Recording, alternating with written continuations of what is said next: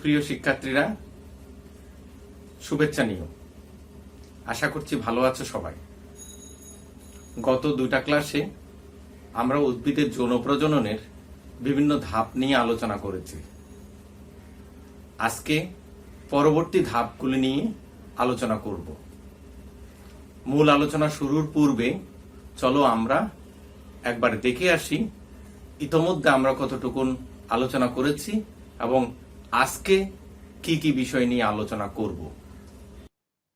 প্রথম ক্লাসে আমরা একটি আদর্শ ফুলের গঠন, পুংকেশরের গঠন, পুংকেশরের পরাগধানীতে কিভাবে পরাগরেণু উৎপন্ন হয় সে বিষয়ে বিস্তারিত আলাপ করেছি।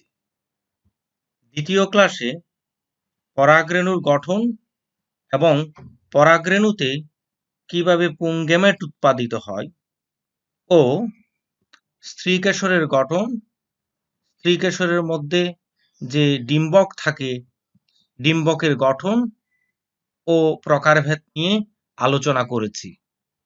আজকে আমরা ডিম্বকে কিভাবে স্ত্রী গ্যামেটোফাইট উৎপন্ন হয় এবং এই স্ত্রী গ্যামেটোফাইটে কিভাবে ডিম্বাণু উৎপাদিত হয়, ডিম্বাণু ও শুক্রাণুর মিলনের ফলে যে জাইগোট উৎপন্ন হয় এবং তৎপরবর্তী ভ্রূণ উৎপাদন প্রক্রিয়া বিস্তারিত জানার চেষ্টা করব।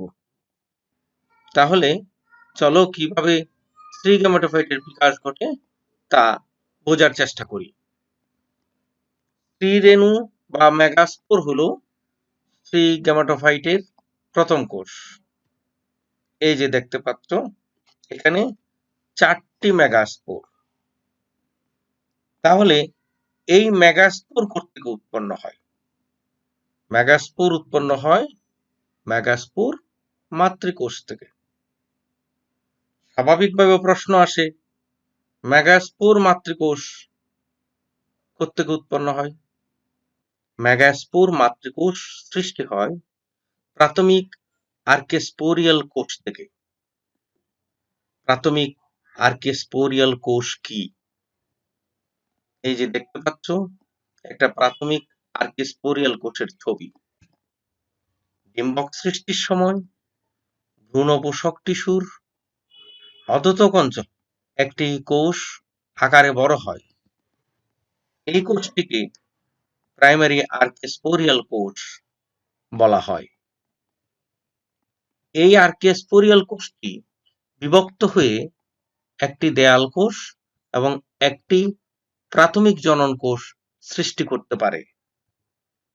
এই যে দেখতে পাচ্ছ আর্কেস্পোরিয়াল কোষটি বিভক্ত হয়ে উপরের দিকে দেয়াল কোষ আর নিচে প্রাথমিক জনন কোষ তৈরি করেছে।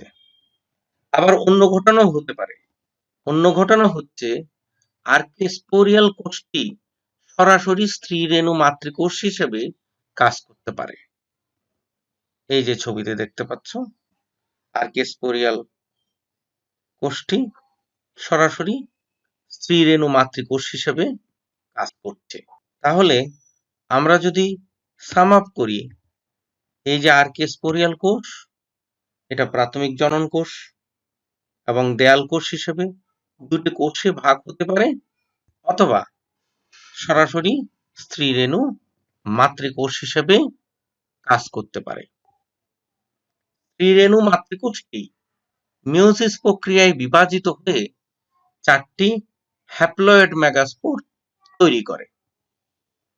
এই যে ছবিতে দেখতে পাচ্ছ মেগাস্পোর মাতৃকোষ বা স্ত্রী রেণু মাতৃকোষ, এটা ভাগ হয়ে 4টা মেগাস্পোর তৈরি করলো এবং এই 4টা মেগাস্পোর এর ক্ষেত্রে অধিকাংশ সময় 3টি স্ত্রী রেণু বা মেগাস্পোর নষ্ট হয়ে যায় এবং একটি সক্রিয় থাকে।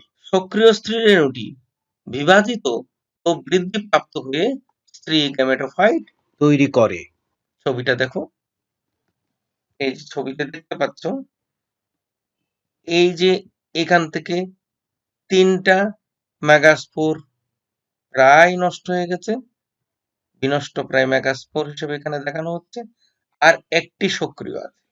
এই সক্রিয়টি বিভাজিত হয়ে স্ত্রী গ্যামেটোফাইট গঠন করে।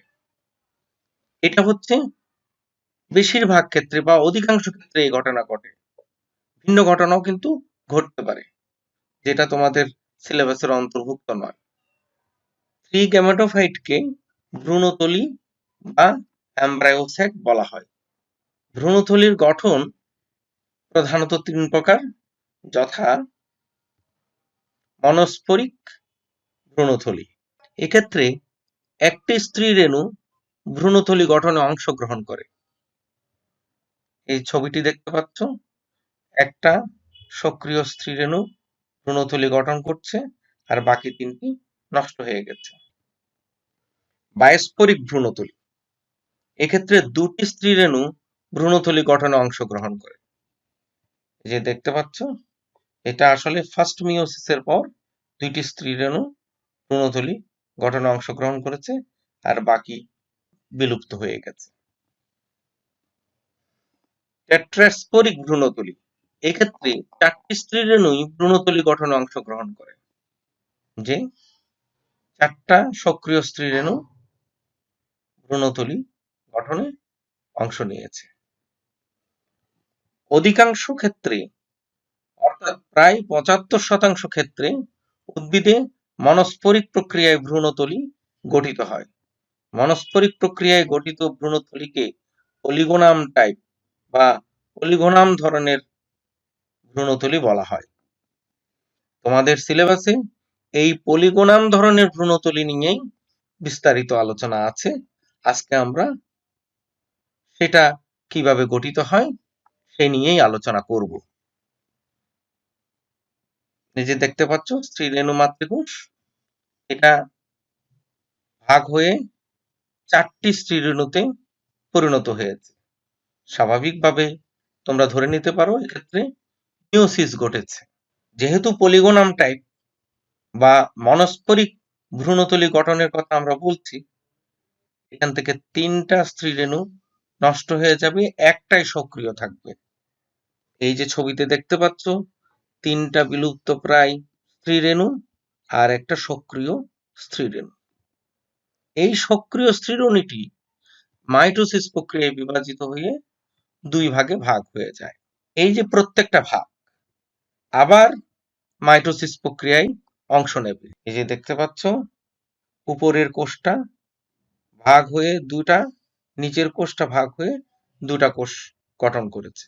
এই প্রত্যেকটা কোষ আবার মাইটোসিস প্রক্রিয়ায় অংশগ্রহণ করবে, অর্থাৎ 4টা কোষ থেকে 8টা কোষ উৎপন্ন হয়েছে। এই কোষগুলির মধ্য থেকে এই 4টা থেকে একটা এবং এই 4টা থেকে একটা মাঝামাঝি বিষুব অঞ্চল যেটা বলে সেখানে চলে আসবে। এই যে দেখতে পাচ্ছ, উপরের 4টা কোষ থেকে একটা মাঝামাঝি চলে এসেছে, নিচের 4টা থেকে একটা মাঝামাঝি চলে এসেছে। এই যে ডিম্বাণু, আর ডিম্বাণুর পাশাপাশি অবস্থান নেওয়া 2টি কোষকে বলা হয় সহকারী কোষ বা সিনার্জিক। নিচের দিকে অবস্থান নেওয়া কোষগুলিকে বলা হয় প্রতিপাদ্য কোষ, আর বিষুব অঞ্চলে অবস্থান নেওয়া কোষ দুটিকে বলা হয় সেকেন্ডারি নিউক্লিয়াস। এই যে এতক্ষণ ধরে আমি উপরের দিকের কোষ, নিচের দিকের কোষ এইভাবে বলে আসলাম, এটা দ্বারা কোনো অর্থ বোঝায় না। এই ছবিটা বোঝার জন্যই আমি উপরের এবং নিচের কথাটা বলেছি। ডিম্বাণুর অবস্থান এবং প্রতিপাদ্য কোষের অবস্থান ব্যাখ্যা করা হয় ভ্রূণমূলের বা ডিম্বক রন্ধ্রের সাপেক্ষে। এবার আমরা স্ত্রী রেণু মাতৃকোষ থেকে কিভাবে পর্যায়ক্রমিক পরিবর্তনের মধ্য দিয়ে পূর্ণাঙ্গ ভ্রূণথলি বা স্ত্রী গ্যামেটোফাইট গঠিত হয় তার সবকটা ধাপ একই সাথে দেখব। এই যে দেখতে পাচ্ছ, একটা স্ত্রী রেণু মাতৃকোষ যেটা মিওসিস প্রক্রিয়ায় ভাগ হয়ে 4টি স্ত্রী রেণু তৈরি করেছে। সেখান থেকে 3টি নষ্ট হয়ে গিয়েছে এবং একটা সক্রিয় বা কর্মক্ষম ছিল। এটার পরবর্তীতে 2 ভাগে ভাগ হয়েছে এবং ওই 2 ভাগটা, প্রত্যেকটা ভাগ আবার 2 ভাগে ভাগ হয়েছে, তার প্রত্যেকটা ভাগ আবার 2 ভাগে ভাগ হয়ে 8 নিউক্লিয়াস অবস্থা প্রাপ্ত হয়েছে। এই 8 নিউক্লিয়াস দশা থেকে প্রত্যেকটা মেরু থেকে একটা করে নিউক্লিয়াস বিষুব অঞ্চলের বরাবর আসে, যেটাকে সেকেন্ডারি নিউক্লিয়াস বা মেরু নিউক্লিয়াস বলা হয়। এবং ভ্রূণ মূলের দিকে অবস্থান করা 3টা কোষকে প্রতিপাদ কোষ এবং ডিম্বক রন্ধ্রের দিকে অবস্থান করা 3টা কোষের মাঝখানের কোষটাকে বলা হয় ডিম্বাণু, আর পাশাপাশি থাকা 2টা কোষকে বলা হয় সহকারী কোষ। কাজেই আশা করছি স্ত্রীরেণু মাতৃকোষ থেকে কিভাবে পর্যায়ক্রমিক পরিবর্তনের মধ্য দিয়ে পূর্ণাঙ্গ ভ্রূণথলি গঠিত হয় সে সম্পর্কে তোমাদের একটা পরিষ্কার ধারণা তৈরি হয়েছে। এবার বিষয়টা আমরা একবার ডায়াগ্রামেটিক্যালি দেখব। এই যে দেখতে পাচ্ছ স্ত্রীরেণু মাতৃকোষ, এটা 2 ভাগে ভাগ হয়েছে, পরবর্তীতে আরো 2 ভাগে ভাগ হয়েছে, অর্থাৎ ফার্স্ট মিওসিস এবং সেকেন্ড মিওসিস সম্পন্ন হয়েছে। এই স্ত্রীরেণু এর মধ্যে থেকে একটা নষ্ট হয়ে গেল, 2টা নষ্ট হয়ে গেল, 3টা নষ্ট হয়ে গেল, সক্রিয় রইল একটা, বা এই একটাকে কার্যকর স্ত্রীরেণু বলা হয়, যেটা 2 ভাগে ভাগ হয়ে 2 প্রান্তে অবস্থান নিয়েছে। সেই 2 ভাগ আবার মাইটোসিস সেল ডিভিশনে অংশ নেবে, যে দেখতে পাচ্ছ একটা থেকে 2টা নিউক্লিয়াস বা 2টা কোষ তৈরি হয়েছে। এই 2টা আবার মাইটোসিস ডিভিশনে অংশ নিল এবং 2টা থেকে 4টা, 4টা থেকে 8টা কোষ তৈরি হয়েছে। এবার 2 প্রান্ত থেকে 2টা কোষ মাঝামাঝি বিষুব অঞ্চলে আসবে, যে ভ্রূণমূলের দিকের 3টা কোষকে বলা হচ্ছে প্রতিপাদ কোষ, মাঝখানের 2টা কোষকে সেকেন্ডারি নিউক্লিয়াস, ডিম্বক রন্ধ্রের দিকে থাকা 3টি কোষের পাশাপাশি থাকা 2টি কোষ হচ্ছে সহকারী কোষ বা সিনার্জিড, মাঝখানের কোষটা হচ্ছে ডিম্বাণু। আশা করছি এতক্ষণ ধরে আমরা যে আলোচনা করলাম তার মাধ্যমে তোমরা উদ্ভিদের স্ত্রী গ্যামেটোফাইটের ডেভেলপমেন্ট সম্পর্কে পরিষ্কার ধারণা পেলে। আমরা পরাগরেণুতে পুংগ্যামেট উৎপাদন প্রক্রিয়া দেখেছি, স্ত্রী গ্যামেটোফাইটে ডিম্বাণু উৎপাদন দেখেছি।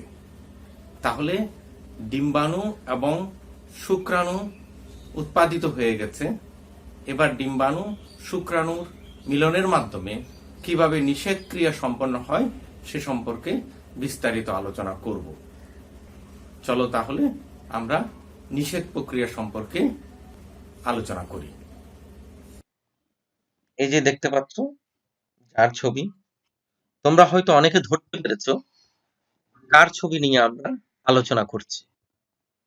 ওনার নাম এডওয়ার্ড অ্যাডলফ স্ট্রাসবার্জার। তিনি 1884 খ্রিস্টাব্দে সপুষ্পক উদ্ভিদের নিষেক ক্রিয়া আবিষ্কার করেন। তাহলে চলো আমরা দেখি একটা সপুষ্পক উদ্ভিদে কিভাবে নিষেক ক্রিয়া সংগঠিত হয়। এই যে দেখতে পাচ্ছ একটা ফুলে প্রজাপতি ঘুরে বেড়াচ্ছে, এই প্রজাপতির মাধ্যমে পরাগায়ন সম্পন্ন হয়েছে। পরাগায়নের পর শুক্রাণুর বিকাশের মাধ্যমে এই শুক্রাণু ডিম্বাণুর সাথে মিলিত হয়ে জাইগোট গঠিত হচ্ছে। পরবর্তীতে ফুলের সহকারী স্তবকগুলি ঝরে পড়ে এবং জাইগোট ধীরে ধীরে ফলে রূপান্তরিত হয়ে যায়। তাহলে চলো এই ক্রম ধারাবাহিক পরিবর্তনগুলি আসলে কিভাবে সংগঠিত হয় সেটা আমরা এখন জানার চেষ্টা করি। দেখতে পাচ্ছ একটা গাইনেশিয়াম বা স্ত্রী কেশরে যে পরাগরেণু পতিত হওয়ার পর সেটা অঙ্কুরিত হয়ে সেটার অঙ্কুরনলের মধ্য দিয়ে পুংগ্যামেট স্ত্রী গ্যামেটের সাথে মিলিত হওয়ার ছবি। তোমাদের মনে স্বাভাবিকভাবে প্রশ্ন জাগতে পারে, এই যে হাজার হাজার ফুল একই সময়ে ফোটে, এর মধ্য থেকে সুনির্দিষ্ট স্টিগমা বা গর্ভমুণ্ড কিভাবে সুনির্দিষ্ট প্রজাতির পরাগরেণু শনাক্ত করে? এটা অত্যন্ত জটিল জৈব রাসায়নিক প্রক্রিয়া। তবে এক বাক্যে যদি বলি তাহলে বলতে হয় বিশেষ ধরনের রিসেপ্টর প্রোটিন এর কার্যকারিতায় এই কাজটা অত্যন্ত নিখুঁতভাবে সম্পন্ন হয়। এই যে দেখতে পাচ্ছ একটা পরাগরেণু বাতাসে ভেসে ভেসে গর্ভমুণ্ডে পতিত হয়েছে। এই ঘটনাটাকে পরাগায়ন বলা হয়। এই যে পরাগায়নের পর অঙ্কুরিত পরাগরেণু গর্ভদণ্ডের মধ্য দিয়ে ধীরে ধীরে গর্ভাশয়ের দিকে এগিয়ে যাচ্ছে। এই যে এখানে পুংগেমেট দুটি নালিকা নিউক্লিয়াসের পেছন পেছন অগ্রসর হয়ে প্রথমে ডিম্বাণুকে নিষিক্ত করে পরে মেরুনিউক্লিয়াস বা সেকেন্ডারি নিউক্লিয়াসকে নিষিক্ত করবে। এই যে দেখতে পাচ্ছ ডিম্বাণুকে নিষিক্ত করার পর সেটা ডিপ্লয়েড বা টয়েজেন জাইগোটে পরিণত হয়েছে, আর সেকেন্ডারি নিউক্লিয়াসকে নিষিক্ত করার মাধ্যমে এটা ট্রিপ্লয়েড নিউক্লিয়াস বা ট্রাইজেন নিউক্লিয়াসে পরিণত হয়েছে। এই যে ঘটনা, একটা পুংগেমেট দ্বারা ডিম্বাণু নিষিক্ত হওয়া এবং আরেকটি পুংগেমেট দ্বারা সেকেন্ডারি নিউক্লিয়াস নিষিক্ত হওয়া, এই দুটা ঘটনা সাইমালটেনিয়াসলি বা যুগপৎ ঘটে। এই জন্য এই ঘটনাটাকে বলা হয় ডাবল ফার্টিলাইজেশন বা দ্বিনিষেক। যখন পরাগ নালিকা হতে ভ্রূণথলিতে নিক্ষিপ্ত দুটি পুংগেমেটের মধ্যে একটি ডিম্বাণুর সাথে মিলিত হয়, একীভূত হয়, তখন একে যুগ্ম মিলন বা সিনগেমি বলা হয়। যখন অপর পুংগেমেটটি সেকেন্ডারি নিউক্লিয়াসের সাথে মিলিত হয় ও একীভূত হয়, একে ত্রিমিলন বা ট্রিপল ফিউশন বলে। আর এই দুইটা ঘটনা যুগপৎ সংঘটিত হওয়াটাকে দ্বিনিষেক বা ডাবল ফার্টিলাইজেশন বলে। সংজ্ঞাটা দেখি। একই সময়ে ডিম্বাণুর সাথে পুংগেমেটের মিলন ও সেকেন্ডারি নিউক্লিয়াসের সাথে অপর পুংগেমেটের মিলন প্রক্রিয়াকে দ্বিনিষেক বা ডাবল ফার্টিলাইজেশন বলা হয়। এই প্রক্রিয়ায় একটি পুংগেমেট ডিম্বাণুর সাথে মিলিত হয় এবং একটি পুংগেমেট সেকেন্ডারি নিউক্লিয়াসের সাথে মিলিত হয়, ফলে ডিম্বাণুটি ডিপ্লয়েড জাইগোটে পরিণত হয়, কিন্তু সেকেন্ডারি নিউক্লিয়াস ট্রিপ্লয়েড অবস্থা প্রাপ্ত হয়। এই দ্বিনিষেক প্রক্রিয়া আবৃতবীজী উদ্ভিদের অনন্য সাধারণ বৈশিষ্ট্য। কারণ এই আবৃতবীজী উদ্ভিদ ছাড়া জিমনোস্পার্মের ক্ষেত্রে একটা দুটা উদ্ভিদ ব্যতিক্রম হিসেবে এই ঘটনাটা দেখায়, কিন্তু সাধারণত আবৃতবীজী উদ্ভিদ বা অ্যাঞ্জিওস্পার্মের ইউনিক ক্যারেক্টার হচ্ছে এই ডাবল ফার্টিলাইজেশন।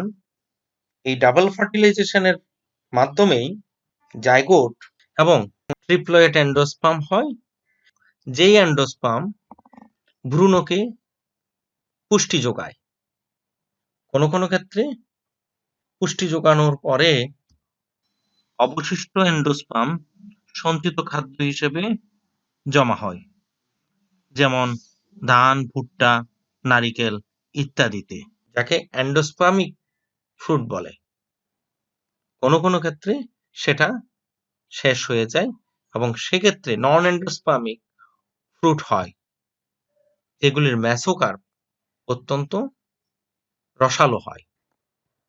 ডিম্বাণুর সাথে পুংগেমেটের মিলনের গতিপথ সেটা এক একটা উদ্ভিদের ক্ষেত্রে এক এক ধরনের হতে পারে।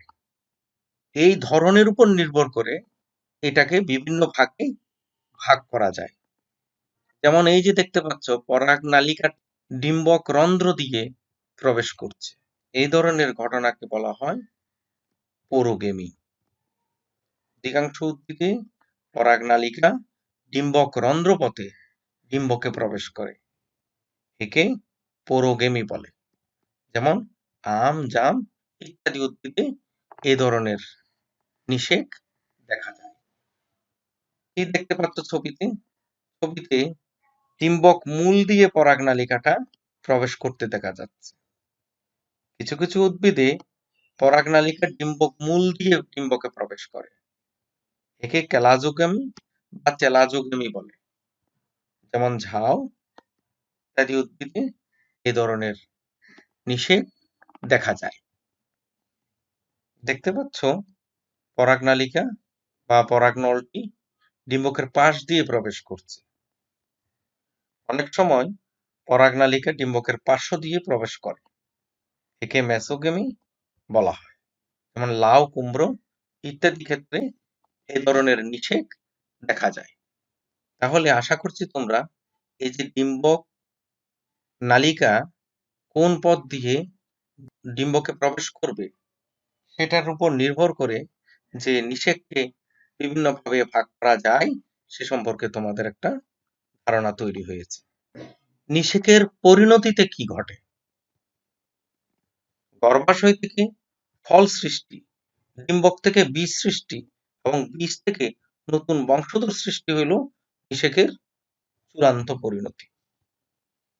এই যে তোমরা একটা ছবিতে দেখতে পাচ্ছ, এই যে ডিম্বক ত্বক ফলত্বকে পরিণত হয়েছে, ডিম্বক বীজে পরিণত হয়েছে, আর এই যে গর্ভমুণ্ডটা ফলের অগ্রাংশে পরিণত হয়েছে। কিভাবে এই পরিণতিটা সংঘটিত হয় তা একটু বোঝার চেষ্টা করি। এই যে দেখতে পাচ্ছ এটা একটা জাইগোট। জাইগোট প্রথমে দুই ভাগে ভাগ হয়। একটাকে বলা হয় টার্মিনাল সেল বা প্রান্তীয় কোষ, আর একটাকে বলা হয় পাদকোষ। এই পাদকোষ বিভক্ত হয়ে সাসপেন্সর তৈরি করে, আর প্রান্তীয় কোষ বিভক্ত হয়ে ভ্রূণকোষ তৈরি করে। সাসপেন্সরটা ক্রমাগত বিভাজিত হয়ে আরো লম্বা হয় এবং অগ্রাংশ মোটা এবং ভোঁতা আকার ধারণ করে। ভ্রূণকোষটিও ক্রমাগত বিভাজিত হয় এবং উপবৃত্তাকার আকার ধারণ করে। এই দশাটাকে গ্লোবিউলার দশা বলা হয়। এবার এই গ্লোবিউলার দশা ক্রমে আরো বিকশিত হয়ে উপরের অংশটা আরো মোটা এবং চ্যাপ্টা হয়, আর সাসপেন্সরটাও আরো একটু দীর্ঘ হয়। এই যে সাসপেন্সর এবং ভ্রূণকোষ এর মধ্যবর্তী সংযুক্তি অংশটাকে বলা হয় হাইপোফাইসিস। এই হাইপোফাইসিসের স্থান থেকে ভ্রূণকাণ্ড গঠিত হয় এবং উপরের ভ্রূণকাণ্ডের দুই পাশে দুটা বীজপত্র তৈরি হয়। আর হাইপোফাইসিসের নিচের দিকের অংশটা সাসপেন্সর অংশটা ক্রমে ভ্রূণমূলে পরিবর্তিত হয়। ছবিটা দেখো, এই যে নিষেকের ফলে জাইগোট তৈরি হয়েছে এবং এই ট্রিপল নিউক্লিয়াসটি ক্রমাগত বিভাজিত হয়ে অ্যান্ডোস্পার্ম বা শস্য তৈরি করে, আর এই জাইগোটটি বিভাজিত হয়ে ভ্রূণ তৈরি করে। কিভাবে ভ্রূণ তৈরি করে এবং বীজপত্র উৎপন্ন করে সেটা আমরা একটু আগেই আলোচনা করেছি। কাজেই আশা করছি বিষয়টা তোমরা বুঝতে পেরেছ। এই ছবিটা দেখো, এখানে একবীজপত্রী এবং দ্বিবীজপত্রী বীজের ভ্রূণীয় দশায় কোন কোন অংশ কিভাবে থাকে সেটা ব্যাখ্যা করা হয়েছে।